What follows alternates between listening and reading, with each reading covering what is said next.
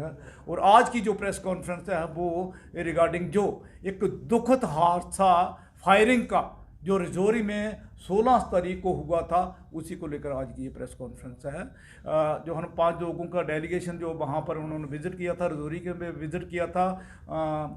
Senior superintendent of police Mohammad Aslam ji से मुलाकात हुई थी और उसके बाद डिप्टी कमिश्नर रजौरी से मुलाकात की थी और उनके घर में जाकर उन परिवारों के साथ मिले थे।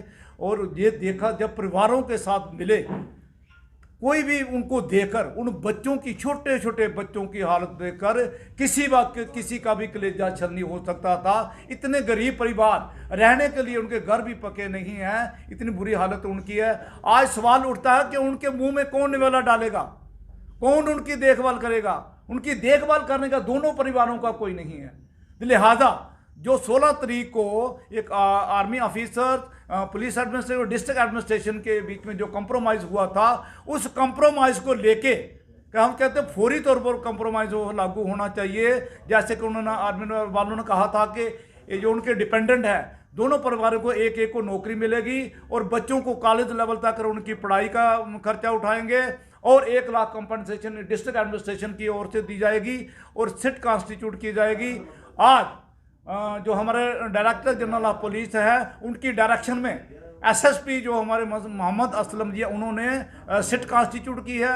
हालांकि हमें पूरा भरोसा है, हमें सिट के ऊपर पूरा भरोसा है कि वो ठीक तरह से काम कर रही है, आगे भी ठीक काम करेगी ताकि जो सत्य सच्चाई है वो सामने आ सके।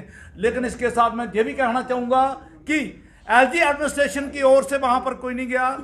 कम से कम हमें चाहिए था एलजी साहब को वहाँ पर जाना चाहिए था ताकि उनकी दुख की घड़ी में उन लोगों को भी थोड़ी कंसोलेशन मिलती। उन्हें पहुँचना चाहिए था वहाँ पर। और दूसरी बात, उनके गाँव की जो हालत देखें, जो जितना भी डेलीगेशन गया था, उनके गाँव की हालत, ना तो गलियाँ नालियाँ, पानी का, अप्रोच रोड का कोई बंदोबस्त नहीं है। हालांकि कल एडमिनिस्ट्रेशन की ओर से, एलजी एडमिनिस्ट्रेशन की ओर से 5-5 लाख रुपए डिप्टी कमिश्नर रजौरी वहाँ पर गए थे।